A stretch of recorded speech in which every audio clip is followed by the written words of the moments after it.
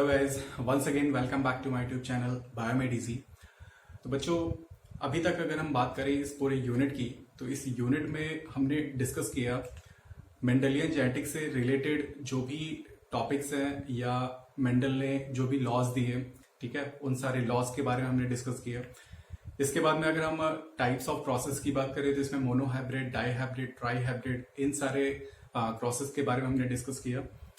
ठीक है, अब नेक्स्ट जो हमारा टॉपिक होगा बच्चों, इसमें हम डिस्कस करेंगे एक तो मेंडलियन जेनेटिक्स से टोटली डिफरेंट कुछ ऐसे केसेस हैं जिसमें कि मेंडल के लॉज फॉलो नहीं होते हैं, तो इनको हम एक्सेप्शनल केसेस भी बोल सकते हैं। ठीक है, यानी कि मेंडल के लॉज के अकॉर्डिंग उनका जो लॉ ऑफ डोमिनेंस है या लॉ ऑफ इंडिपेंडेंट असॉर्टमेंट है, ये जो भी लॉज हैं, तो ये लॉज कुछ ऐसे एक्सेप्शनल केसेस हैं जिनमें कि ये लॉज फॉलो नहीं होता। ठीक है, तो आगे के जो अब हमारे टॉपिक्स होंगे तो इनमें हम इन्हीं कुछ एक्सेप्शनल केसेस के बारे में डिस्कस करेंगे कि इसमें हम देखेंगे कि किस तरह से ये इसमें मेंडल के लॉज फॉलो नहीं हो रहे हैं, यानी कि फिनोटाइप रेशियो या जीनोटाइप रेशियो जो है ये मेंडलियन लॉज से टोटली डिफरेंट है। ठीक है, तो अब और ये जो कुछ एक्सेप्शनल केसेस हैं, इनको हम 4 प्रोसेसेस के अंडर में इनको हम स्टडी करेंगे। ठीक है, जिसमें कि सबसे पहला होगा हमारा इनकम्प्लीट डोमिनेंस, सेकंड होगा यहाँ पर कोडोमिनेंस, ठीक है, third case polygenic inheritance and the fourth one will be the epistasis. ठीक है, तो ये 4 ऐसे टॉपिक्स होंगे जिनमें हम देखेंगे कि मेंडल के लॉज जो है वो किस तरह से फॉलो नहीं हो रहे हैं, यानी कि ये एक्सेप्शनल केसेस हैं, एक्सेप्शनल प्रोसेसेस हैं मेंडेलियन जेनेटिक्स से। ठीक है, तो आइए हम स्टार्ट करते हैं अपना आज का जो हमारा टॉपिक होगा। इसमें हम 2 टॉपिक के बारे में डिस्कस करेंगे, एक तो incomplete dominance and second one codominance. ठीक है, तो सबसे पहले हम यहाँ पर जो 4 प्रोसेसेस हैं, first one is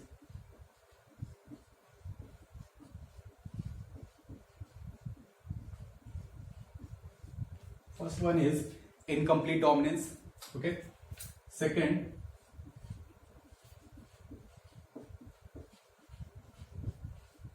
codominance and third one is polygenic inheritance. ठीक है, and the fourth one is epistasis. ठीक है, जिसमें कि रेसेसिव एंड डोमिनेंट, इस तरह से हम इसमें स्टडी करेंगे। So these are the 4 topics जिसमें कि हम देखेंगे कि मेंडलियन जेनेटिक्स से किस तरह से डिफरेंट है। ठीक है, इसके बाद में बच्चों ये जो इनिशियल जो ये 2 टॉपिक्स हैं, means incomplete dominance and codominance. Okay, so these are also the cases of intra-allelic, or you can also say the intragenic interaction. ठीक है, इंट्रा-एलिलिक और इंट्राजेनिक इंटरैक्शन।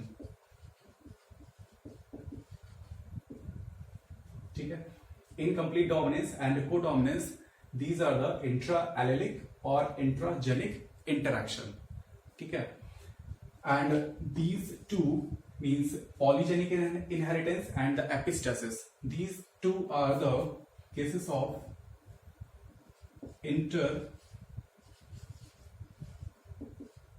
एलिलिक और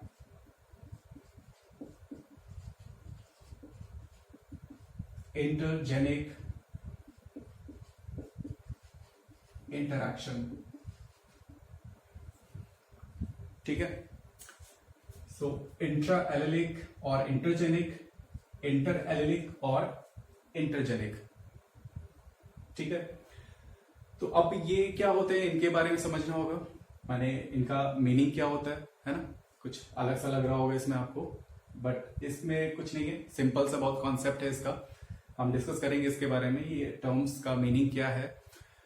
तो अब बच्चों होता क्या है इसमें कि हमने अभी तक डिस्कस किया मेंडेलियन जेनेटिक्स में 1 जीन 2 एलेल्स, ठीक है, एक जीन के 2 एलेल्स होते हैं and there is a particular place or there is a particular location of a single allele or a gene in a chromosome, ठीक है, and that place or the location of that particular gene in a chromosome is known as or is termed as locus, ठीक है।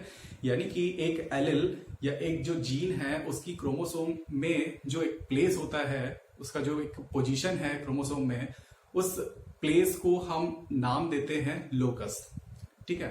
इसको हम इस तरह से समझते हैं। सपोज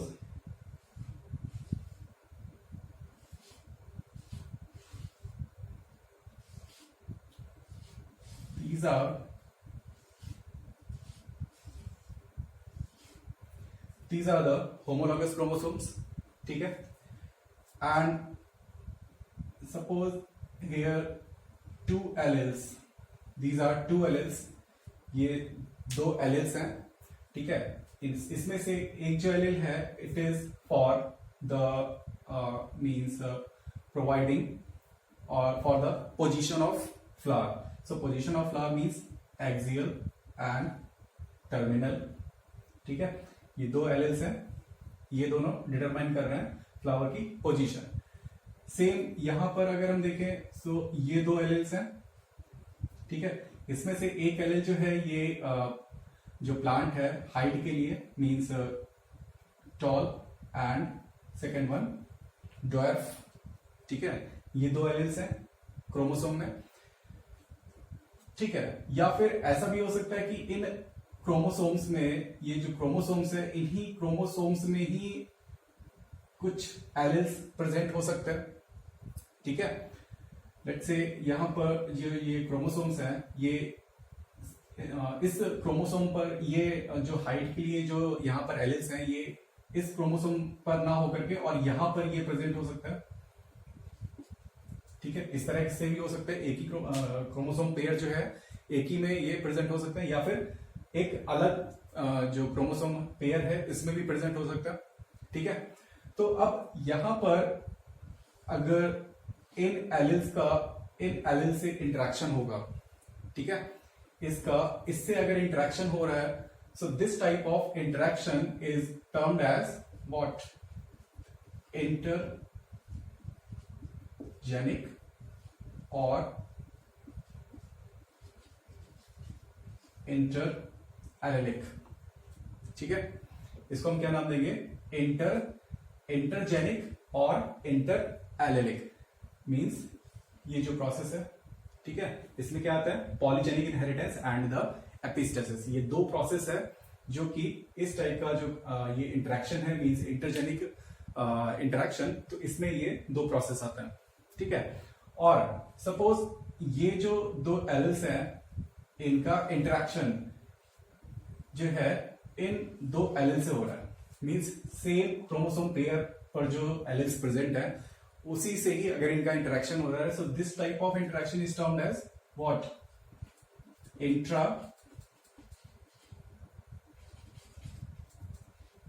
इंट्रा एलिलिक और इंट्राजेनिक, ठीक है। जिसका की एग्जाम्पल जो है ये इनकम्प्लीट डोमिनेंस एंड कोडोमिनेंस, ये इसके एग्जाम्पल्स हैं, ठीक है। सो आई होप ये आपको क्लियर हो गया होगा। फिर भी अगर ना समझ में आया तो आप क्वेश्चन जो भी अगर आपका इस पे कोई भी डाउट होता है तो आप इसको पूछ सकते हैं, ठीक है, कमेंट करके आप पूछ सकते हैं जो भी अगर कोई डाउट है। बट काफी इजी सा है, ये आपको समझ में आ गया होगा।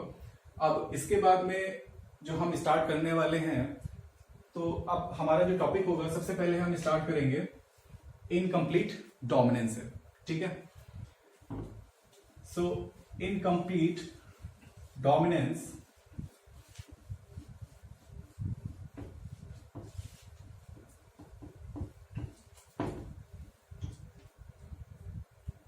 okay, now the next topic is incomplete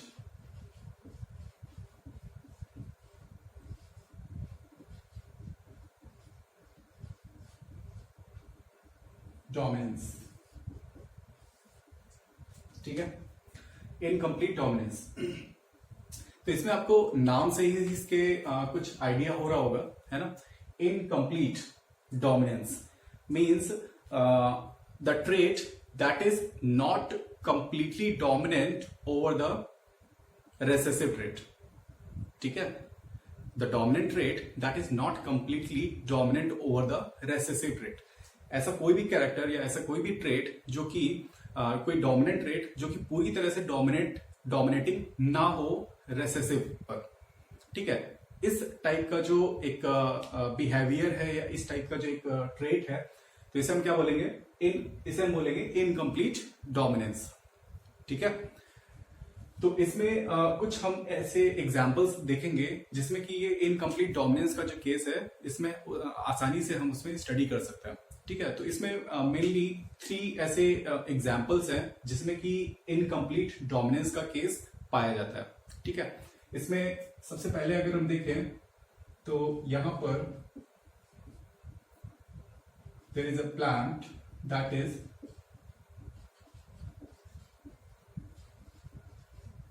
antirrhinum, that is also called as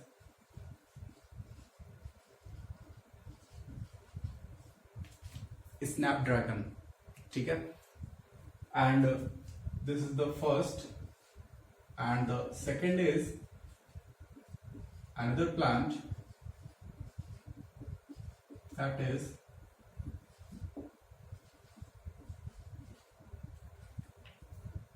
Mirabilis jalpa, that is also called as 4 o'clock plant.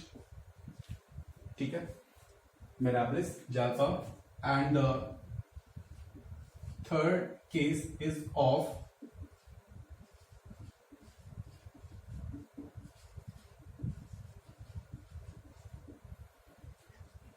एंडालुसियन fowl. ठीक है, तो ये कुछ ऐसे केसेस हैं जिसमें कि हम स्टडी करेंगे इनकम्प्लीट डोमिनेंस के बारे में।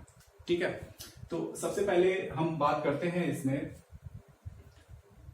ये जो 2 केसेस हैं means Antirrhinum and Mirabilis jalapa, इन दोनों में ही सेम पैटर्न है इनहेरिटेंस का, तो इनको हम दोनों को एक साथ ही डिस्कस करेंगे और बाद में हम डिस्कस करेंगे एंडालुसियन फाउल के बारे में। ठीक है, सो यहां पर अगर हम बात करें बच्चों, तो यहां पर there are 2 colours of flower, one is red and second is white. ठीक है, 2 कलर के फ्लावर होते हैं, red is dominant and white is recessive. ठीक है, यहां पर क्रॉस कराएंगे, सेम प्रोसेस है, सिंपल सा यूनिट स्क्वायर के थ्रू आप करा सकते हैं। इसमें गैमीट्स का फॉर्मेशन होगा, मैं डायरेक्ट लिख रहा हूं गैमीट्स, यहां पर 2 गैमीट्स, सेम गैमीट्स यहां पर भी फॉर्म होंगे। ठीक है, क्रॉस कराया यहां पर,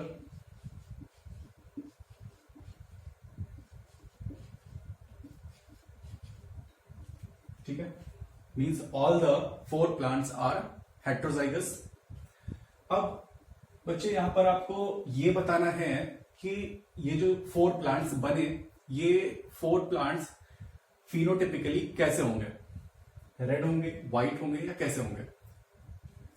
तो अब यहां पर अगर हम देखें, so according to law of dominance, that is the law of Mendel, so according to law of dominance यहां पर होना क्या चाहिए, यहां पर जो 4 प्लांट्स बने वो सारे के सारे कैसे होने चाहिए, वो सारे के सारे रेड होने चाहिए, है ना, according to law of dominance. But here all the 4 plants they were pink in colour, सारे के सारे जो 4 प्लांट्स थे वो कैसे थे, पिंक कलर के। So all are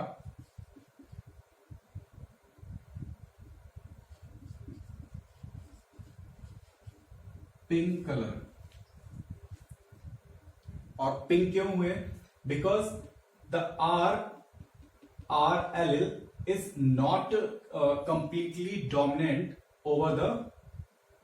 over the white, means red color is not completely dominant over the white, क्योंकि ये red पूरी तरह से white पर dominant नहीं है। अगर ये red पूरी तरह से इस पर dominant होता तो यहाँ पर जो plant का color होता वो ये जो flower का color होता ये कैसा होता? ये color होता red, बट यहाँ पर क्योंकि ये पूरी तरह से इस पर dominant नहीं है, इसलिए यहाँ पर जो color बना flower का वो कैसा बना? pink color। ठीक है, so this is the F1 generation. ये कैसी जनरेशन है? F1 जनरेशन आई ना, और F1 जनरेशन में यहां पर रेशियो क्या आया? 4:0। ठीक है, means all the 4 plants are pink in colour. ठीक है, अब नेक्स्ट हम क्या करेंगे? यहां पर हम देखेंगे F2 जनरेशन। ठीक है, F2 जनरेशन के लिए हम क्या करते हैं? F2 जनरेशन के लिए सेल्फ क्रॉस। ठीक है, सेल्फ क्रॉस कराएंगे आप। सेल्फ क्रॉस के लिए यहां पर सेम प्रोसेस, गैमीट्स का फॉर्मेशन। गैमीट्स यहां पर भी इसी तरह से,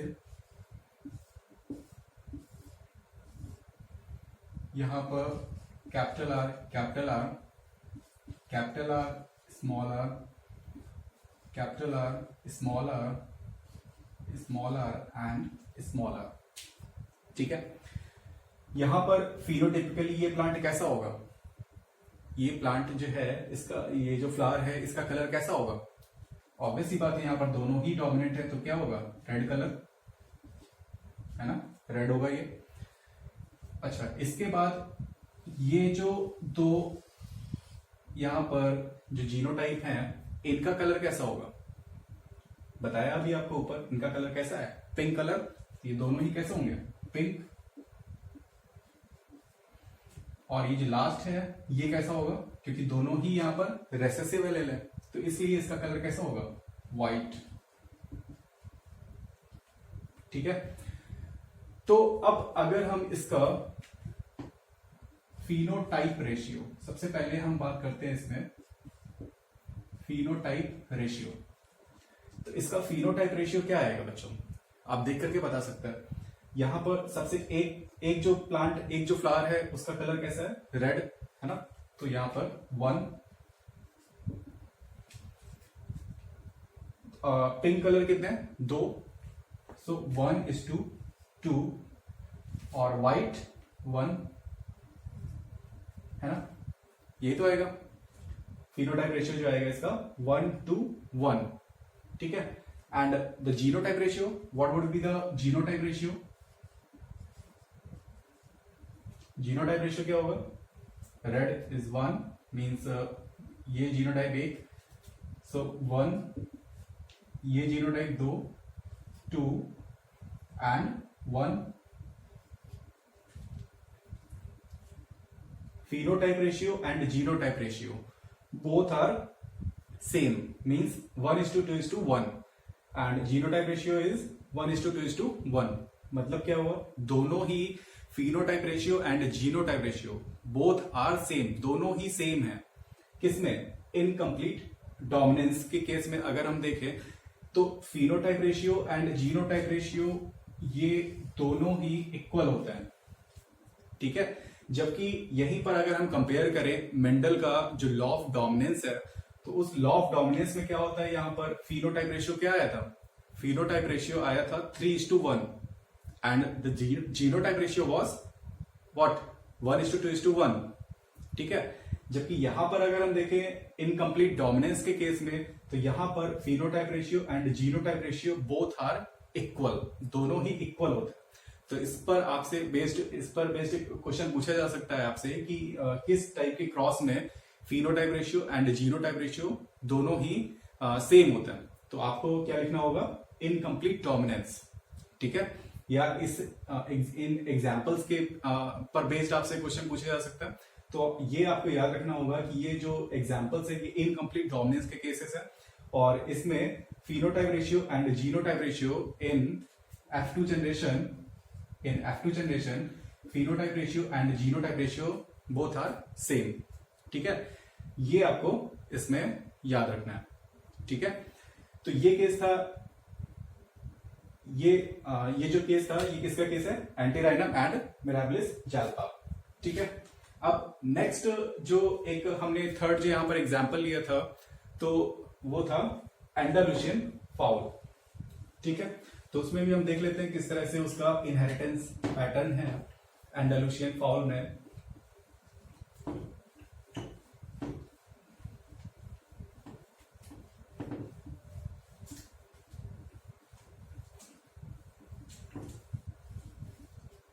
ठीक है, सो नेक्स्ट एग्जांपल इज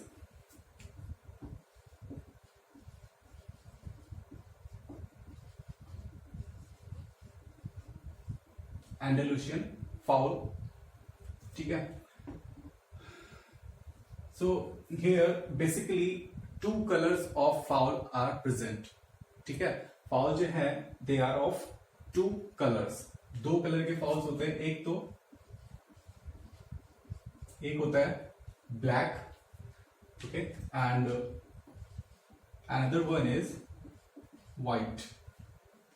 ठीक है, ब्लैक यहां पर हमने जीनोटाइप लिया एंड व्हाइट रेसेसिव। ठीक है, समझ में आया होगा। ठीक है, सो ब्लैक एंड व्हाइट दो कलर के फाउल्स होते हैं। ठीक है, अब generally most of the cases में ये दो कलर के ही जो है ये फाउल्स होते हैं। अब हम क्या करेंगे, इसमें क्रॉस कराएंगे इस पे। ठीक है, सेम प्रोसेस जैसा अभी हमने किया था पुनेट स्क्वायर के थ्रू। सो यहां पर बी इससे हम कैलकुलेट करेंगे F1 जनरेशन। ठीक है, F1 जनरेशन। सो हियर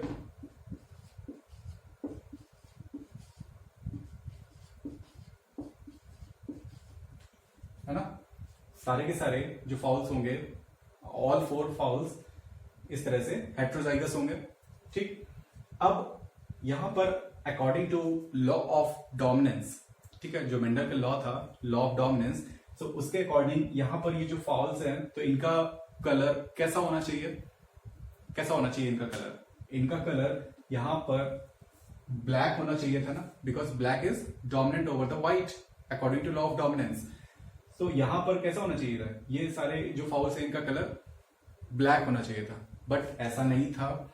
यहां पर इनका जो कलर था इन सारे फाउल्स का, वो कलर था दैट इज ब्लू।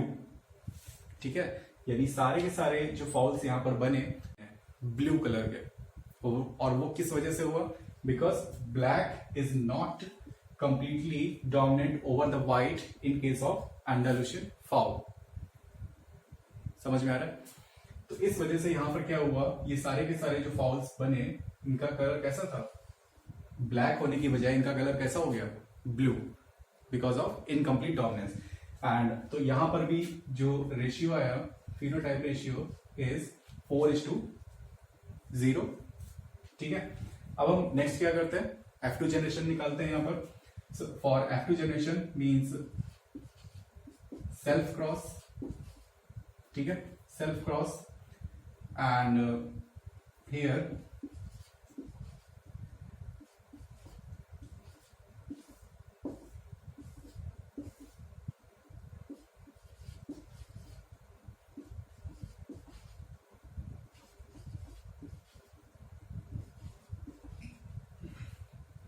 ठीक है,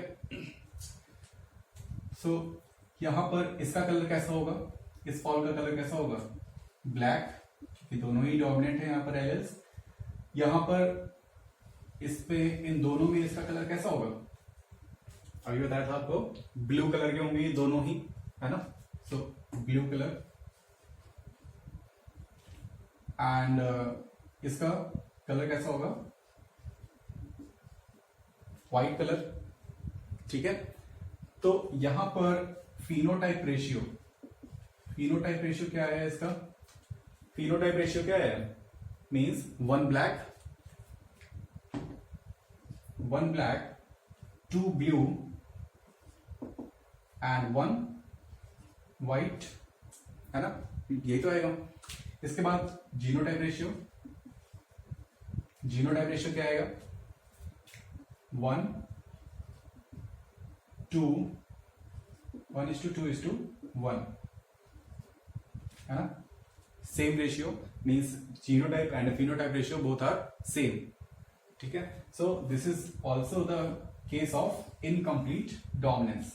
तो इनकम्प्लीट डोमिनेंस में आपको याद रखना है कि phenotype ratio and genotype ratio दोनों ही रेशियोज जो होते हैं वो कैसे होते हैं, इक्वल, ठीक है।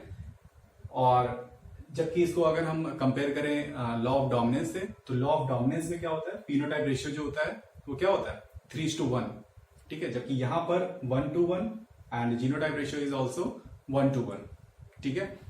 तो ये जो है ये आपको याद रखना है।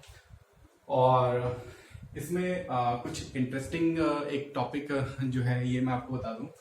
तो एक्चुअली होता क्या है बच्चों की, यहाँ पर जो पोल्ट्री फार्म्स होते हैं, तो पोल्ट्री फार्म्स में जो वर्कर्स होते हैं वो क्या सोचते हैं कि यहाँ पर जो ये ब्लू कलर के जो फाउल्स होते हैं, ठीक है, ब्लू कलर के जो फाउल्स हैं ये थोड़ा सा हायर क्वालिटी के ये माने जाते हैं, ठीक है, in comparison to black and white.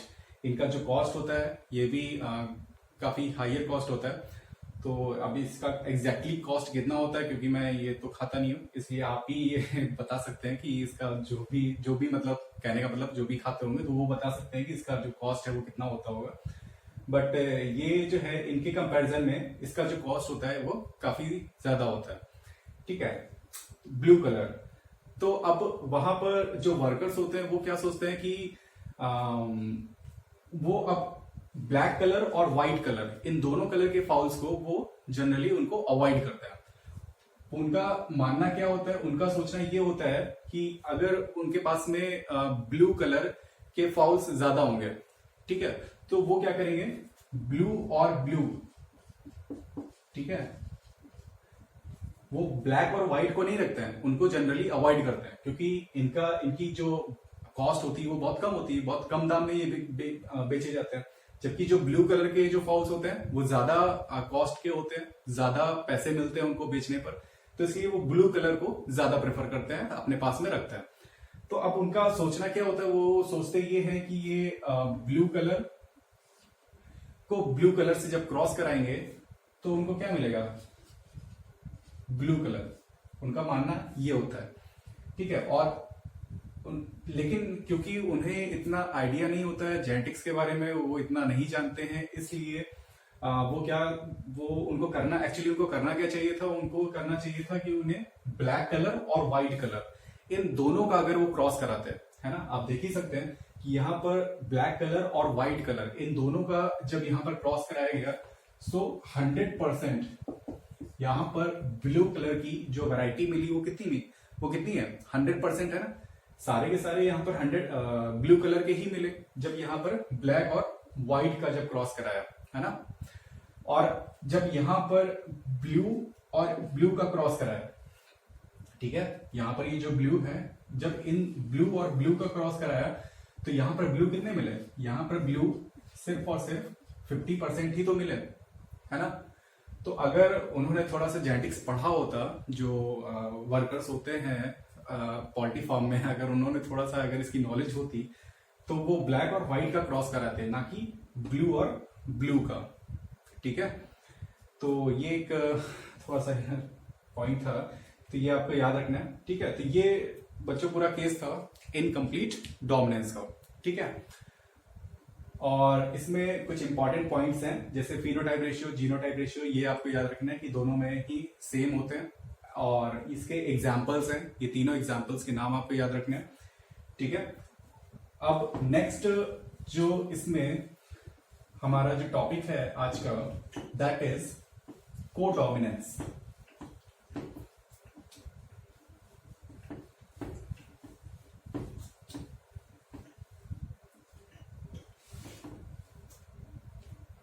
That is the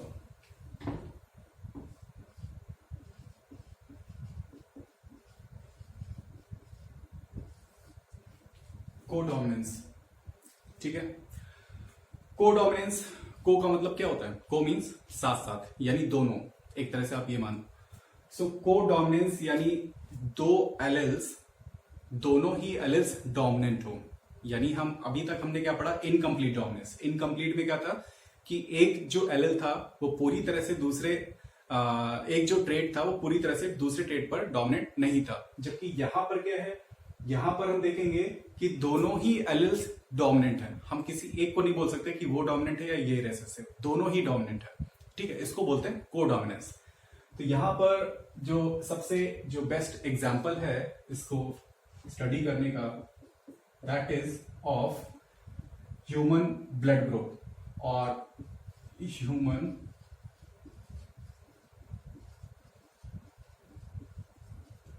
blood group. और ह्यूमन ब्लड ग्रुप में भी पर्टिकुलरली हम बात करेंगे ए बी ब्लड ग्रुप की। ठीक है, यहां पर हम A B O blood group नहीं ले रहे हैं, वो हम आगे डिस्कस करेंगे। इसका बहुत डिटेल में टॉपिक आएगा ब्लड ग्रुप का, इसका इनहेरिटेंस पैटर्न किस तरह से ये डिसाइडेड होता है, तो ये सारी चीजें हम आगे डिस्कस करेंगे। बट यहां पर अभी हमें समझना है को डोमिनेंस को। ठीक है, तो बेसिकली हम इसमें लेंगे ए बी ब्लड ग्रुप। ठीक है, तो यहां पर होता क्या है, यहां पर there are 3 alleles, okay, these are 3 alleles, and IA and IB both are dominant while this is the recessive। ठीक है, ये दोनों ही डोमिनेंट होते हैं और ये जो है यहां पर, सो A and B these are what, A and B क्या है यहां पर, A and B these are antigens present on RBC. ठीक है, यानी सपोज यहां पर IA IB, ठीक है, सो IA means in RBC there will be an antigen, A antigen. ठीक है, IB है तो इसका मतलब क्या हुआ, in RBC there is antigen that is B antigen. ठीक है, एंटीजन, एंटीबॉडी, ये सारी चीजें हम आगे जो भी हमारे टॉपिक्स आएंगे उसमें हम डिटेल में पढ़ने वाले हैं इन सारी चीजों को। तो इसको इस तरह से हम इसको डिनोट करते हैं IA एंड IB। अब हमें क्या पता है, हमें पता है कि यहां पर A भी डोमिनेंट है और B भी डोमिनेंट है ना, IA भी डोमिनेंट है और B भी डोमिनेंट है। So if a person is having AB blood group, किसी पर्सन का जो ब्लड ग्रुप है, अच्छा यहां पर IA है तो इसका ब्लड ग्रुप कैसा होगा, A ब्लड ग्रुप, और B है तो यहां पर ब्लड ग्रुप कैसा होगा, A। And if a person is having AB blood group, ठीक है, कोई एक पर्सन है जिसका AB ब्लड ग्रुप है, तो अब यहां पर जो जीनोटाइप बनेगा वो कैसा बनेगा, यानी A भी होना चाहिए और B भी होना चाहिए, है ना। मतलब क्या होगा इसका, आरबीसी में A एंटीजन भी होगा और B एंटीजन भी होगा, दोनों ही एंटीजन्स प्रेजेंट होंगे क्योंकि दोनों ही एंटीजन डोमिनेंट है। ठीक है, हम किसी एक को नहीं बोल सकते यहां पर कि एक डोमिनेंट है एक रेसेसिव है, यहां पर क्या है, ये दोनों ही डोमिनेंट है। समझ में आ रहा है, इसलिए इस पर्सन का जो ब्लड ग्रुप होगा वो कैसा होगा, ब्लड ग्रुप जो होगा वो AB ब्लड ग्रुप होगा। So this case means AB blood group. So this is the case of codominance. Codominance का मतलब क्या हुआ, यहां पर दोनों ही जो एलेल्स हैं वो डोमिनेंट है, A भी डोमिनेंट है और B भी डोमिनेंट है, इसलिए इस केस को, इस पर्टिकुलर केस को हम क्या बोलते हैं, this is the case of what, को डोमिनेंस। ठीक है, ये जो केस है ये है कोडोमिनेंस। ठीक है, तो ये हमारे आज के बच्चों दो इंपॉर्टेंट, काफी ज्यादा इसमें क्वेश्चंस पूछे जाते हैं, एग्जांपल्स पर बेस्ड क्वेश्चंस होते हैं, और जो रेशियोज, फिनोटाइप जीनोटाइप रेशियोज और कुछ जो इंपॉर्टेंट पॉइंट्स हैं, इन सारे पॉइंट्स पर काफी बार आप देखेंगे बहुत बार क्वेश्चंस पूछे गए, तो इसलिए इन दोनों टॉपिक्स को बहुत अच्छे से आपको क्लियर करना है। ठीक है, कोई भी अगर डाउट आता है तो आपको डेफिनेटली आपको कमेंट सेक्शन में जा करके और अपना जो डाउट है वहां पर आप रखेंगे और उसका मैं रिप्लाई करूंगा। तो और डाउट उसी के आएंगे जो पढ़ेगा, और जो पढ़ेगा नहीं तो उसके डाउट नहीं आएंगे। ठीक है, तो अगर आप डाउट पूछ रहे हैं, क्वेश्चन पूछ रहे हैं, तो इसका मतलब ये है कि आप सच में पढ़ रहे हैं। ठीक है, तो प्रॉपर इसके नोट्स बनाएंगे। और नेक्स्ट जो हमारा लेक्चर होगा, तो बच्चों जो हमने अभी यहाँ पर जो डेविएशंस पढ़े मेंडल से, तो उसमें जो हमारे जो 2 टॉपिक है, यानी कि पॉलीजेनिक इनहेरिटेंस और last one is the epistasis. तो इन पॉइंट्स के बारे में हम डिस्कस करेंगे, इन ये जो टॉपिक्स होंगे इसके बारे में हम डिटेल में डिस्कस करेंगे। ठीक है, और लास्ट में बस इतना ही कि अगर आपको वीडियो पसंद आए तो आप उसे लाइक करिए, शेयर ज़्यादा से ज़्यादा करें, और चैनल को अगर आपने सब्सक्राइब नहीं किया तो प्लीज़ उसे सब्सक्राइब भी कर लें। Okay, thank you.